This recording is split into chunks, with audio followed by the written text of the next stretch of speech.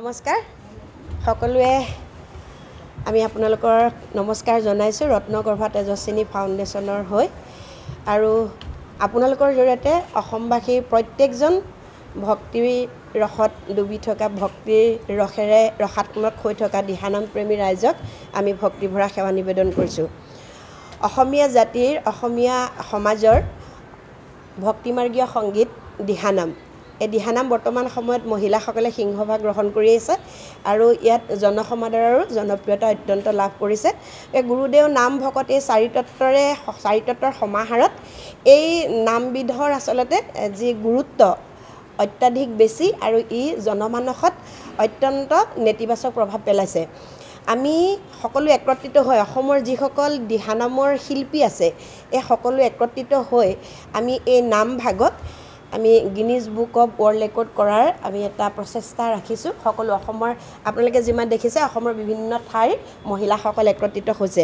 এতিয়া আমি দিহানাম বুলি ক'লে কোনোবা এটা ঠাইত প্ৰচলিত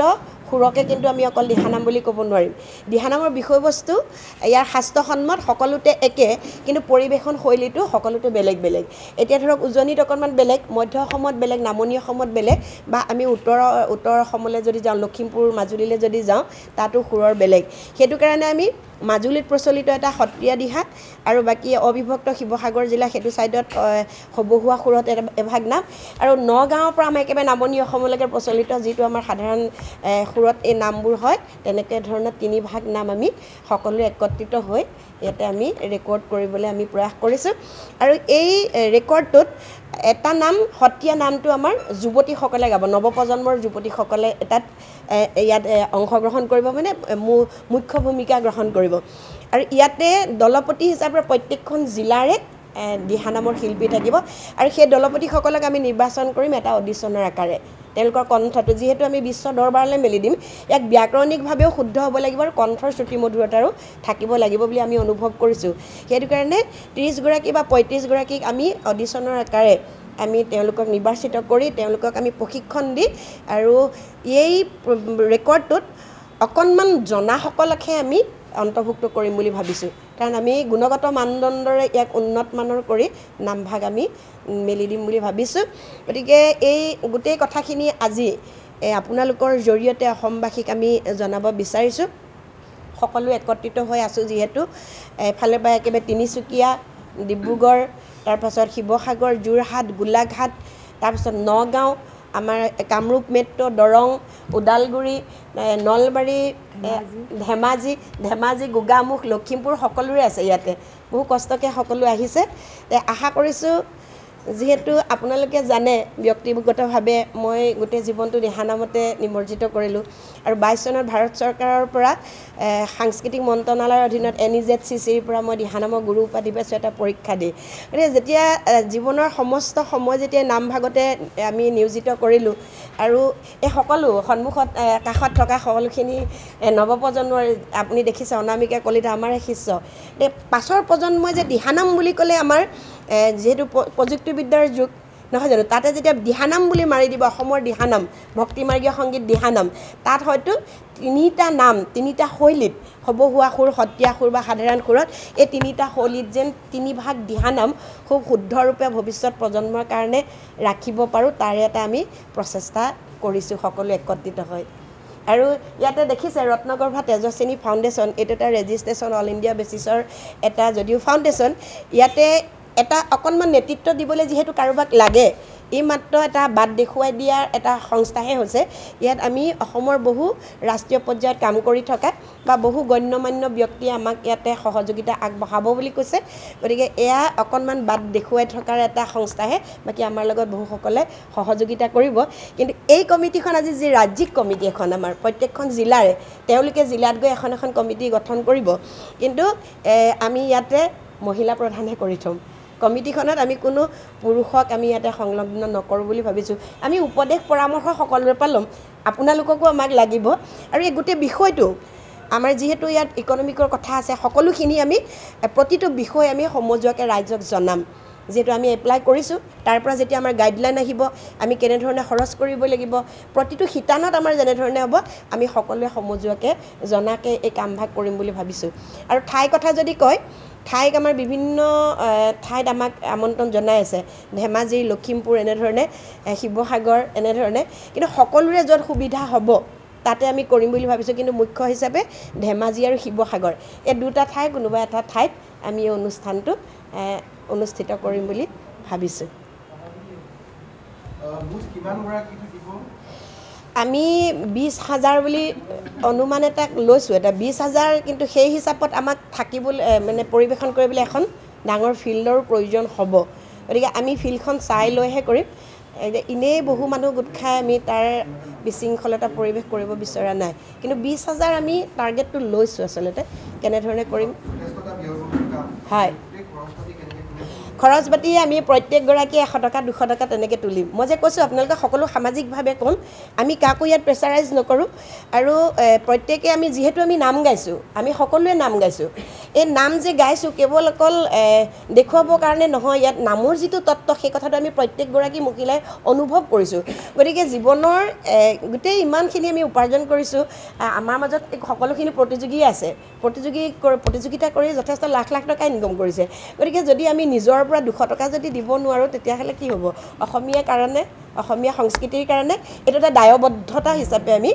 আমি অন্ততঃ প্ৰত্যেকগৰাকী আমি 200 টকা খৰচ কৰিম আৰু ইয়াৰ যিটো হিচাপ নিকাচ হ'ব একদম সমজুৱাকৈ হ'ব আৰু আমাক খাদ্য লাগিব পানী লাগিব বা আমাৰ টেণ্টৰ আমাক কিবা লাগিব এইখিনি আমি অসমৰ যিসকল নামপ্ৰেমী ৰাইজ জাতিটোৰ প্ৰতি যাৰ অত্যন্ত দায়বদ্ধতা আছে জাতিটোৰ প্ৰতি শ্ৰদ্ধা আছে জাতিটোৰ প্ৰতি প্ৰেম আছে সংস্কৃতিৰ প্ৰতি যাৰ প্ৰেম আছে তেওঁলোকক আমি গৈ ভৰি ধৰি হ'লেও ক'ম যে আমাৰ মানুহখিনিক খাবৰ কাৰণে আপোনালোকে কেইটামান পানী বটল দিয়ক মানুহখিনিক খাবৰ কাৰণে কিবা এমুঠি অন্ন যদি যোগাৰ কৰিব পাৰে দিয়ক তেনেধৰণে আমি কিন্তু সামাজিক কৰিম এটা আমি কাকো কিন্তু প্ৰেছাৰাইজ নকৰোঁ 13 নহয় 23ত হয় হয় সেই বিতৰ্কটো কাণ্ডাৰী মইহে কিন্তু সেইটো যদি বিতৰ্ক বুলি ভাবে তেতিয়াহ'লে ভুল হ'ব সেইটো বিতৰ্ক নাছিল আচলতে যিভাগ নাম তেওঁলোকে গিনিজ বুক অফ ৱৰ্ল্ড বা ৱৰ্ল্ড ৰেকৰ্ড যিয়ে কৰিবলৈ বিচাৰিছিলে সেই নামভাগ প্ৰকৃততে ভুল আছিলে যে অসমীয়া জনমানসত আমি যদি লোক সংস্কৃতিৰ সকলো সংগীত চাওঁ বা ভক্তিমাৰ্গীয় সংগীত চাওঁ সকলোৱে নিজা এটা ঠাই আছে সেই ঠাইত কিন্তু থকাৰ কাৰণে আমি গম পাইছোঁ এইটো বিয়ানাম এইটো বিহু নাম এইটো দিহানাম এইটো টোকাৰী গীত এইটো দেহ বিচাৰা গীত এইটো গোসাঁই উপজা নাম আপোনালোকেও জানে আমিও জানো সৰুৰ পৰা শুনি আহিছোঁ যে সেই যি ভাগ আজি ৰাতি শিলাবৰশীলে এই ভাগ কেৱল গোসাঁই উপজা নাম হিচাপে অসমীয়া সংস্কৃতিৰ জগতত প্ৰতিষ্ঠা হৈ আছে গতিকে যদি আমি সেই ভাগ নামকে যদি দিহানাম বুলি যদি প্ৰতিষ্ঠা কৰিবলৈ দিলোহেঁতেন তেতিয়াহ'লে আমাৰ এই ইমানবোৰ লাখ লাখ মহিলাই দিহানাম যি পৰিৱেশন কৰি আছে এই দিহানামৰ কিন্তু কোনো অস্তিত্ব নাথাকিলেহেঁতেন অস্তিত্বৰ প্ৰতি ভাবুকি আহিলেহেঁতেন আচলতে সেইকাৰণে আমি এই বিষয়টোত ব্যক্তিগতভাৱে প্ৰতিবাদ কৰিছিলোঁ যদিও আমাক সাও সপনি দিছে কিন্তু মই ভাবোঁ যে সত্য শুদ্ধ য'ত তাতে ভগৱান আৰু এইটো এটা জাতীয় স্বাৰ্থ এইটো কাৰো ব্যক্তিগত সম্পত্তি নহয় গতিকে আপোনালোকৰো জাতীয় দায়বদ্ধতা আছে আপোনালোকে ইমান কষ্ট কৰি এই গোটেই খবৰবোৰ যে দি থাকে প্ৰতি মুহূৰ্তত আমাতকৈও আপোনালোকৰ কিন্তু এটা জাতীয় দায়বদ্ধতা আছে আৰু সেইটো কাৰণে সেই নামভাগক মই প্ৰতিবাদ কৰিছিলোঁ আৰু শেষত সেই নামভাগ বন্ধ হ'ল বহুখিনি বিশৃংখলতা আহিছে কিন্তু পৰৱৰ্তী পৰ্যায়ত যে আমি যি কাম কৰিম আমি সকলো একত্ৰিত হৈ কৰিম ইয়াত কিন্তু কিছু লোকে কৈছে আমাৰ শিৱসাগৰত ঘৰে ঘৰে গৈ কেইগৰাকীমান মহিলাই ভঙাইছে যি মোক অকণমান বিৰুদ্ধাচৰণ কৰে কিন্তু মই এটা কথা জানো যেতিয়া আমি সমস্তখিনি আওকাণ কৰি প্ৰত্যেকে আমি এগৰাকী গৃহস্থীখন মানে চলাই নিয়াৰ উপৰিও আমি যেতিয়া আমাৰ এই ভক্তিমাৰ্গীয় সংগীতত লাগিছোঁ তাত শুদ্ধ সত্যতা থাকিব লাগিব আমি ভাবিছোঁ এই যি মানে প্ৰচেষ্টা আমি কৰিছোঁ এইখিনিত আমাৰ কোনো বিশৃংখলতা আহিব নালাগক প্ৰত্যাহ্বানৰ সন্মুখীন ইতিমধ্যে মই হৈছোঁৱে আৰু হ'ব কিন্তু মই এটা কথাই জানো মোৰ জীৱনৰ এইটো ব্যক্তিগত যিটো মানে অভিজ্ঞতাৰে কৈছোঁ আপুনি যদি শুদ্ধ সত্য কৰে তেতিয়াহ'লে ভগৱন্তই আপোনাক কৃপা কৰিব ৰাইজৰ আশীৰ্বাদ আছে সেয়া মোৰ জীৱনৰ এটা সম্পদ গতিকে নাম মোৰ প্ৰাণ নাম মোৰ জীৱন নামে মোৰ সৰ্বস্ব সকলোৱে জানে আশা কৰিছোঁ মোৰ এই যিটো একেবাৰে হৃদয়ৰ সমস্ত সত্তাৰে ভাল পোৱা বিষয়টো